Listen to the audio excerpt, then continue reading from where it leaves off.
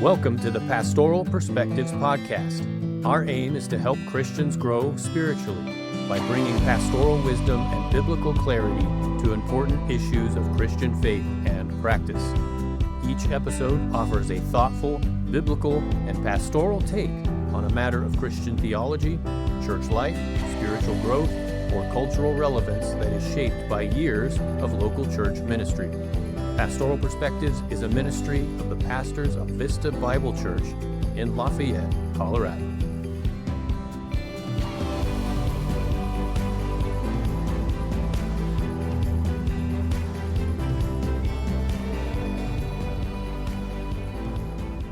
Well, hi, everybody. Welcome again here to the Pastoral Perspectives Podcast. We're really glad to be here once again to talk about important things. So, Zach, how are you today? Yeah, I'm not doing bad. I'm pretty good. Got a good walk in this morning, you know? Nice. Got the heart pumping a little bit, walked up some good hills and feeling okay. Good. Feeling okay. How are you? I'm well.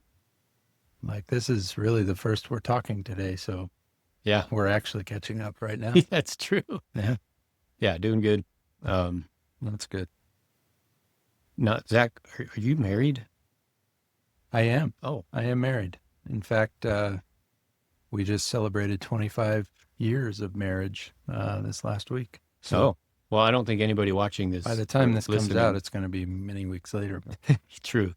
Well, most people don't know you're married, so I thought we should clarify that. I am married. I have been for a while. Yeah. Well, the reason I ask that, Zach, is because today we want to talk about something important and something that is relevant to a huge portion of the people in our church, and I'm sure others who are checking in on this. I feel like it's going to be related to marriage. Why would you think that? Just a guess. So yeah, of course, we are going to talk about marriage, and what we want to do today is talk about the most common struggles, the most common problems, I think is really the better way to put it, at the heart of marriage struggles. So when you're having a hard time in your marriage, or you're frustrated, or it's just not going great, what are the most common reasons that are driving that? So we're going to talk about that today, and I think it'll be helpful Sounds for good. all of us, including me and including you, given that we are married people. We are married and we have had marriage problems. Right? Yeah. We're both Yeah. well versed in those things. So Yep. Maybe that's a good place to start and just say how common marriage struggles are. So Yeah. if you're in a tough marriage or a tough season in your marriage, like that's really, really common. Not rare at all. You're not weird. You're not out, on an island by yourself. There's probably a lot of people in our church who are having significant marriage problems right now as we speak, Yep. right? Yep. At any given time, there's struggling marriages all around you. So Yep. this is a really common thing, common to man sort of experience. So Yeah, and there's a spectrum of challenges too. I mean, there's really, really, really hard seasons, like Yep. emergencies, and there's just normal married life, which is almost never perfect. right. You know? You put two sinners together in a relationship and you tell them they have to make it work until one of them dies. Yeah. It's probably going to be hard. So the reason we want to talk about this is because difficulties in marriage are often multifaceted and complex. And so you usually can't just point to one thing and say that's the problem. Every marriage has unique factors as well that contribute to the struggles that any particular married couple is dealing with. But with that being said, there are some very common threads that tend to exist in most marital challenges that we've both seen in our time in ministry, counseling, and our time as husbands. So we Yep. want to talk about that here today. Yeah, and maybe just to set some expectations too. We're not trying to fix anything here necessarily. Just trying to expose some of the more common problems in marriage. So this isn't going to offer a ton of solutions. It's more diagnosis than prescription here, Mm. though we'll talk some prescription probably too, but Yeah. just to kind of set some expectations. We're not going to solve everything here. You can't fix it if you don't diagnose it Right. and know what it is. And we're going to have lots of scriptures. So I think it'll be plenty practical as well. Sure. Yeah. Well, so we should also probably acknowledge that just because of the form of this particular discussion, when we talk about these problems, we're casting a very wide net. We're trying to address things generally, and so there are probably factors to your marriage problems that we may not mention here, but hopefully some of this will be helpful, just widely, generally speaking, even if it doesn't address your specific particular challenges. Yeah. So we got a list here. Should we just bounce back and forth, Let's go. old school style? Yeah. You take number one. Old school, as in like episode 2 or 3, or Yes. what we when did back first there. started. Yeah, so long ago. All right. So one, and these aren't necessarily in order of importance or consistency. I mean, there's some logical order to them, but they're all important. But the first one is what I'm calling a lack of lumberjacking. You might be like, what are you talking about? People don't wear flannels enough. That's right. If you just wear flannels, guys, I mean, everything would some be wood. just fine. Chop some wood. Take your aggression out on a wood stump somewhere. Okay, we need to clarify it before people freak out. What do I mean by lack of lumberjacking? Well, in Matthew 7, you've probably heard of this passage when Jesus says, Matthew 7, verse 3, why do you see the speck that is in your brother's eye, but do not notice the log that is in your own eye? There's your lumberjacking reference. Or how can you say to your brother, he says, let me take the speck out of your eye, when there's a log in your own eye? You hypocrite, first take the log out of your own eye, and then you will see clearly to take the speck out of your brother's eye. So what we're saying here is very simply, like, you have to deal with your own contributions to whatever the challenges in your marriage are. If you find yourself most frequently just looking at your spouse and getting upset and poking holes and creating conflict and challenging them and all these sorts of things, and you're not doing that to yourself more and first, I think that's going to be a huge problem in marriage. And when both spouses start doing that, it's a recipe for a disaster. You got to do some lumberjacking. And this is really, if I had to, pick one that's maybe at the root of most marriage problems, I'd probably pick this one. I think spouses can be some of the most judgmental people on the earth, because you're with that person most of the time. You're around them more than any other person in the world. You can't get away from them. You see more of their flaws and sins, right? You can't get away. There's no way out unless you sin against God. And you can get really focused on their sins and their flaws and their weaknesses and their just the ways they're not meeting your expectations and all of that. Right. And these words come right after Jesus says, "Judge not," right? That lest you be judged with the same measure of judgment. It'll be exacted upon you. So this is a big one. Just looking at the sins of your spouse and not looking at yourself. Like it. Amen. I'm glad we clarified what lumberjacking is too. Flannels are okay, just so you know. I like flannels. It's almost flannel season. Beards, flannels, axes. I feel like I could be a plus size flannel model. Maybe. All right, let's move on. We're going to create more marriage problems with all this. Number 2, this is maybe directed probably more appropriately to husbands, but just a failure to love sacrificially. Ephesians 5:25 says, "Husbands, love your wives as Christ loved the church and gave himself up for her." And then verse 33, "Let each of you love his wife as himself." Those are convicting words. Those are piercing words for husbands. Husbands, love your wives as Christ loved the church and gave himself up for her. I think a lot of times husbands are looking to their wives to meet their expectations and meet their desires and do for them what they want, and and that's like the opposite of what Christ calls followers of Him who are husbands to live like. Yeah. It's not about you. It's not about you getting what you want. It's not about you having your dreams and wishes fulfilled all the time, having someone serve you hand and foot. If anything, you should be the one taking the lead in service Mm-hmm. in your relationship.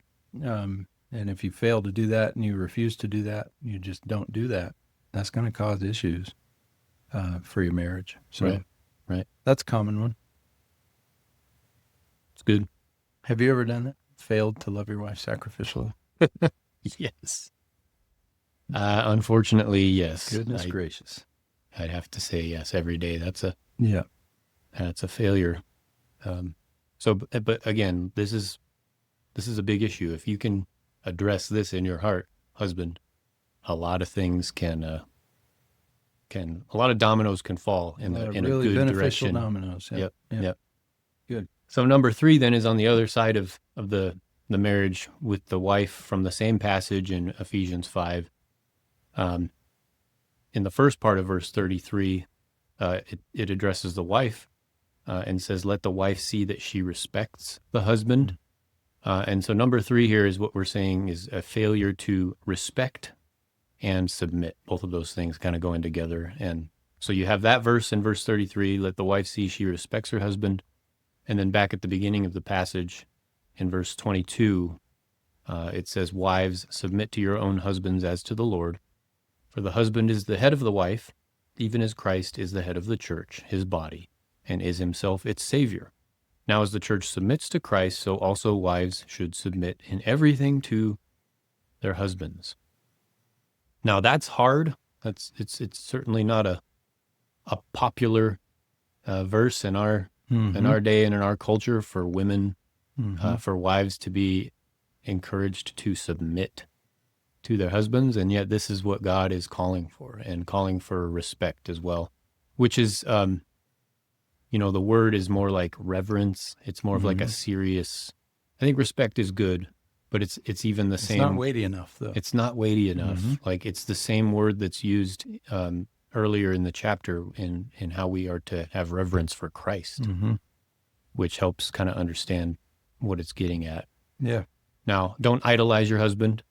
Don't do whatever he tells you. If he starts telling you to sin or doing things you're, not comfortable about, you guys should communicate about those things. But he calls you to have this submissive attitude towards your husband. Unlike Jesus, your husband is a sinner, and it's okay if you help him see that from time to time in a very gracious way. You're never going to do that with Jesus. Right. We can never do that with him. Yep. But insofar as just the general attitude, general disposition toward your husband, it should be one of submission and respect.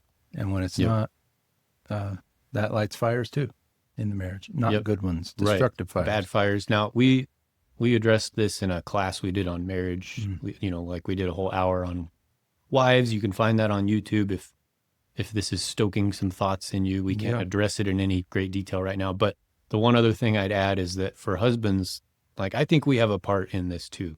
Because if you're as a husband just always saying, you need to get in line and agree with everything I say, that is not loving your wife. It's not putting her needs above yours. And you, on this point, also as a husband, you need to try to make it easy for your wife to submit to you. Be someone, because of your love for her, that she wants to submit to and honor and so forth. And if it's okay, if it's not, I guess. What do you want me to do? Turn it off? But so if I can add like a sub point under each of these, I think one very common problem is an attitude that says, I will sacrifice for my wife as long as she's submitting to me. And I will submit to my husband as long as he's leading and sacrificing for me well. And there was actually a book years ago, Love and Respect, not a terrible marriage book, but one of the ideas there was that if you're not a sacrificial husband and you don't love your wife, really well, she's not going to want to submit to you, and then she won't submit to you. That'll make loving her and sacrificing for her harder, and vice versa. If you're not submitting to your husband, it's going to make him hard to lead, make it hard for him to lead and love and sacrifice for you. And so you should do it for the purpose of getting a better reaction from them, helping, getting them to treat you how they should treat you. And there's something in there that's slippery, I feel like. Yeah, If you're right. just if you're sacrificing not to honor Jesus, but to get a certain reaction from your wife, you're not going to endure in your sacrifice for your wife, because the minute she doesn't respond to you the way you want her to, you're going to be all frustrated and mad, and Right. and vice versa. You don't submit to your husband in order to manipulate him into Right. getting you to or treating you well. You do it to honor Christ. And so maybe if I could just add that under both of those, you do it because Christ commands it Yeah. on both ends. Amen. You don't do it to get a particular response from the other person, Yep. for whatever it's worth. It's worth a lot. But and we could go on this one thing the whole time. Yeah. So we yeah, got to for keep sure. going. Let's roll. Who's number 4? You. Oh, me. That's my turn. So number 4 is a failure. Again, this is probably directed more at husbands, since that's what the Bible directs it to. A failure to live in an understanding way with your wife in particular. That's 1 Peter 3:7. Likewise, husbands, live with your wives in an understanding way, or it's literally according to knowledge, the knowledge of her, showing honor to the woman as the weaker vessel or as a delicate object, I think is the sense there. Since they are heirs with you of the grace of life, so that your prayers may not be hindered. And there's just so much there to chew on. But the first thing husbands, or the thing that husbands are called to do there, is live with your wife according to knowledge. Like, you need to know her. You need to pay attention to her. You need to study her. You need to be acquainted with her, understand her struggles, draw out her heart, all those kinds of things. Don't just live as roommates, like be a real companion to her. I think a lot of men especially struggle with that. They want to lead and they want to make decisions and they want to do their thing and have their hobbies and, live their life. And, but they don't always pursue their wives, and seek out knowing them and being intimately acquainted with them in a relational sense. The warning there is that if you don't do that, the implication is your prayers are going to be hindered, which is noteworthy too. So if you're not pursuing your wife and living with her in an understanding way, and then you go to pray for her, or pray for God's blessing on your family, or pray for your kids, or pray, whatever, it seems that God's not too inclined to give you what you're asking for there, whether on behalf of your family or otherwise. So you can harm your marriage in a number of ways by not living with your wife in an understanding way. Yeah, that's sobering. It's good. Certainly want to consider that, guys. Let's go to number 5 here. And this is a huge one. Absolutely massive. It is unrealistic and or idealistic expectations of your marriage, of your spouse, of life. I'm just going to sit Married back and let life. you preach on this one. Well, let's let God's word speak on it. So in James That's chapter better. 4, the first 3 verses, he asks the question, what causes quarrels and causes fights among you? Now, for today, we're going to say in your marriage. What causes fights in your marriage? He says, is it not this, that your passions are at war within you? What are your passions? They're your strong, sinful desires and expectations and all that sort of stuff. And so that's what he goes into. He says in verse 2, you desire and don't have, so you murder. You covet and cannot obtain, so you fight and quarrel. Mm. You don't have because you do not ask. You ask and do not receive because you ask wrongly to spend it on your passions. So when we become sort of controlled by these desires or these expectations of what we want our marriage to be, what we want our spouse to be, what we want them to do, what we want them to say, any number of things. And when they don't meet that, Mm. you get upset, you sin, you covet, you can't obtain, you cannot Lash obtain. out. So you fight and you quarrel. And maybe you don't even fight about that particular issue. Hey, you're not giving me what I want. You just start getting mad about everything, and you start getting critical and so forth. But underneath all of this is sort of these unchecked, unrealistic, often sinful expectations, things we want to be met in order to make us feel fulfilled. And usually it's like an idolatrous sort of thing, something that we've elevated above just honoring God and loving our spouse. Right.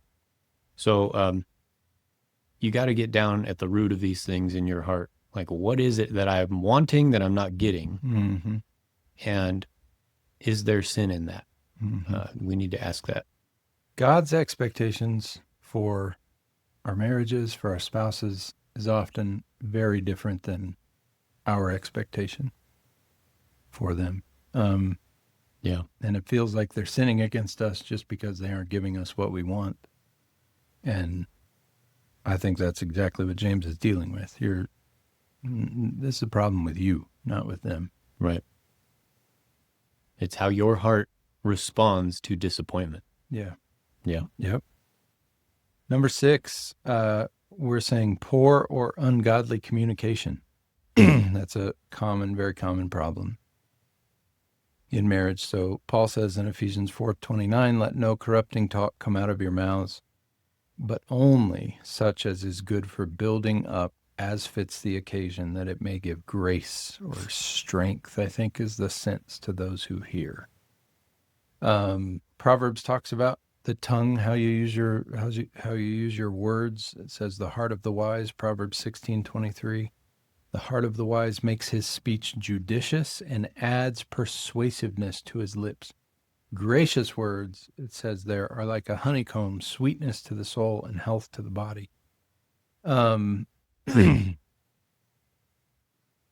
Something I tend to talk a lot with people in marriage counseling, and this is something I've had to work through myself, is that when you're in a conflict, especially in a marriage conflict, you win in the conflict not when you get your way, but when you communicate to one another in and through the conflict in a way that honors God.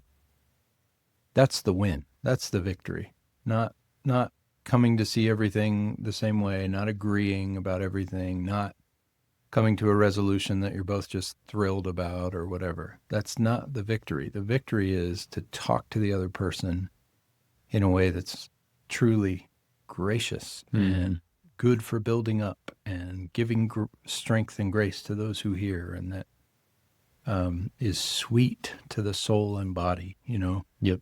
That's the victory.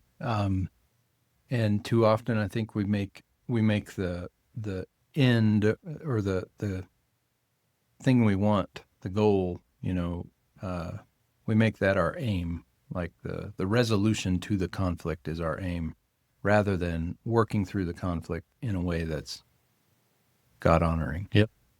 And That's right. And I think when we do that, we put the cart before the horse. It's not about the outcome; it's about the process of getting to it. Now, I got a question, Okay. Zach. Did you know that communication is not just talking? I think I did and have, but I need to remember it quite often, not just talking. And I think we all do, right? It's also facial expressions and not talking and sarcasm, tone, tone plays in. What other things? Well, I think most importantly is listening listening and is hearing. communication. So like Proverbs 18, verse 13, it says, if one gives an answer before he hears, it is his folly and shame. That's So good. think about when you are talking with your spouse, do you give an answer before you hear? And do you actually hear what the other person is saying? Or are you just instantly formulating your response and jumping in as soon as you can? And some of us probably need to focus more on this aspect of communication than the speaking part. That's good. Listening is something we have to do because we don't know everything, you know. I mean, he says if you give an answer before you hear, it's your folly, and that word in Proverbs is a loaded word, foolishness, folly. It's like godless living, you know, it's living like you're God and you're not creature in his world. Right. You have to listen because you're not omniscient. You have to listen because you don't know everything and you don't know the other person, and It's really good. you have to listen. So that's convicting because like a You're not failure that smart. to listen is a prideful heart. It's really convicting. Yeah. You're up. Okay, so number 7, surprise, surprise, a lack of true forgiveness will cause problems in your marriage.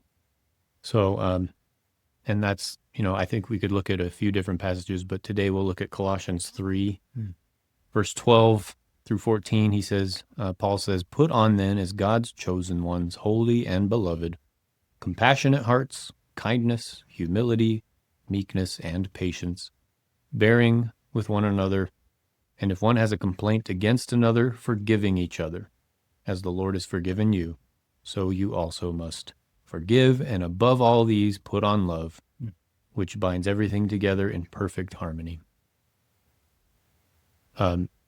We all know this intuitively as married people, that without forgiveness, there's just no hope for a marriage. Yeah. Right. Yeah. We're all going to sin, and in addition to forgiveness, all these other qualities that he's drawing out, but forgiveness is sort of like the culmination of, and love, those things just kind of bring all these things together. So we have to be willing to forgive, and that takes, intentionality to think about how God has forgiven us through Christ, to make sure we're bringing our hearts into a place where we're willing to extend that same grace to our spouse. Right.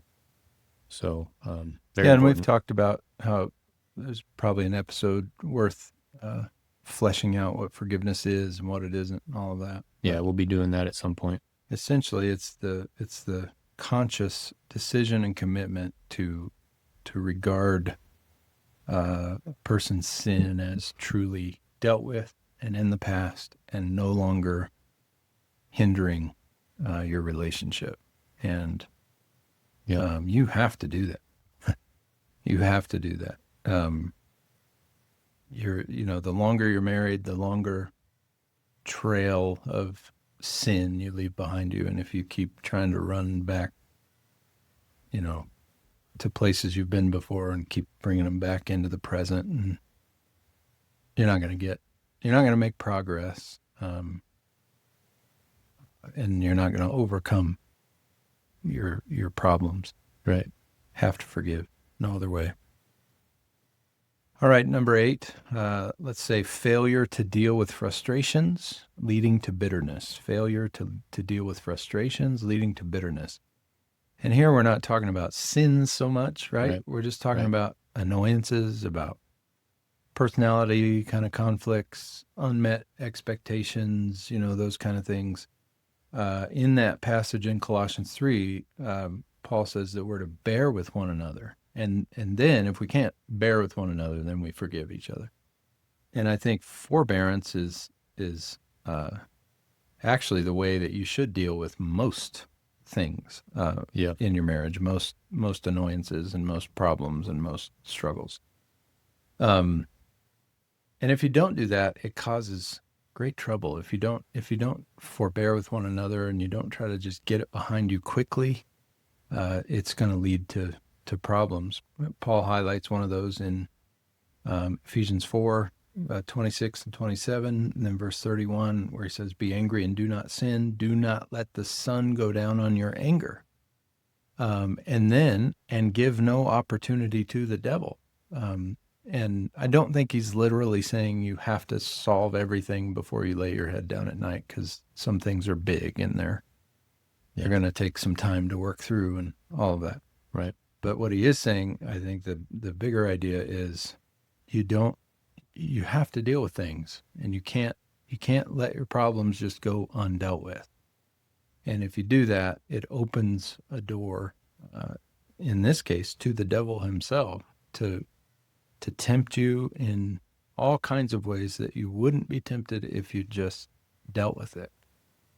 Um, so if you don't deal with your frustrations graciously and patiently and with forbearance and as quickly as possible, it's going to lead to bitterness, and that's the warning in verse 31. You got to let bitterness go. You got to put it away. Yeah. Um, and you're going to have a hard time putting it away if you're not dealing with things quickly. Yeah. And in this, and along with all these other things, like humility is just so essential. Yeah. If you can't humble yourself to bear with your spouse and their particular quirks, you're not going to be able to deal with these things rightly, and things are going to build and build and build before they explode. Yep. And then you're in an emergency marriage situation. So, And keep in mind, they're having to do the same thing with you. right, You think it's just you with them, but they're actually having to do that with you too. So right. Super it important. might help you bear with them. Yeah. Well, it kind of leads into the ninth one here. And it's very simply just a major contributor to marriage problems is years upon years of unhealthy patterns over that period of time. They become habit, they become normal, Hmm. and they bear fruit eventually. So a lot of times when people have gotten to a point where this is the case, and now things are in a really sort of emergency situation, we'll have to tell them, like, this stuff didn't start and happen overnight, and Mm-hmm. fixing them It's and not going to get creating fixed. new patterns and new habits is not going to happen overnight. Yep. And so we have to have that understanding. But so look at what sort of patterns there are in your marriage, and maybe think about how you could right those things and point them in a more biblical and godly direction now, Mm-hmm. to head things off at this point. And if you see a long trail of unhealthy patterns, um, like, we want you to know that you can work through those things by the grace of God and the help of the Spirit and the Word and the church. You really can make progress. So don't let it overwhelm you and discourage you if you see years of unhealthy patterns. Um, Yeah. just take the next step and just keep doing that. Take the next right step until uh, eventually you'll actually be somewhere. You'll get somewhere if you do that. You can correct even years of unhealthy pattern. I think our marriage is evidence of that. We've had lots and lots of struggles, and especially in the early years. First decade was really hard, almost decade. And by God's grace, I think we got through a lot of those things in a good way. And so it can be done. You can do it. God can do it. Sure can. So don't lose sight of that. And then 10th, finally, I guess, for this discussion at least, is just losing sight of the goal, and the goal being the glory of God in your marriage. Mm-hmm. That's if the first one wasn't the main one, this would definitely be the main one. And I think those two things really go together. But in Ephesians 5:32, it says, God says that the mystery of marriage is profound, and it refers to Christ and the church. That marriage is a living parable, of sorts, a picture of the union, covenant union that Christ gives and enjoys and shares with his people. And that our marriages are meant to reflect that in the way that we live with one another, the way husbands love their wives. That should reflect the love of Christ for his church. The way that wives submit to their husbands, that should reflect the way the church submits to Christ. And so when you look at a marriage, you ought to be able to see something of the love that is shared between Jesus and his people. And that means that there's a mission to your marriage and my marriage and Kyle's marriage. And it's to show people what that far greater reality in relationship is like. When you lose sight of that, then it leads to a lot of problems. Yeah. Because then what's the goal? The goal is your glory. The goal is your comfort and your pleasure and your whatever. And yet that's not what marriage is about at all. It's a very temporary institution. It's not going to be marriage in the new world in heaven. Not going to be marriage in the eternal kingdom. And God has given it to the world right now to give people just a taste of what his love for his people is like in Christ. So don't lose sight of that. Yeah. Amen. Don't lose sight of that. It's good. Whether you eat or drink, Paul says, whatever you do, whether marriage or otherwise, do all to the glory of God. That's right. Very good. Thanks for, It's in the Bible, so it's good. This is true. We're glad we're able to spend this time together talking today about marriage, and pray the Lord uses it for all of us to just continue. That's the other thing I just want to add is marriage is a continual work in progress. It's not like, a lot of us have the expectation that if I do some work, then it'll just play itself out. I won't have to worry about marriage anymore, and I can kind of coast. And that maybe we could have had that. That's your bonus problem. That's free. Don't have to pay for that one. All right. Well, thanks again. We'll see you in the next episode.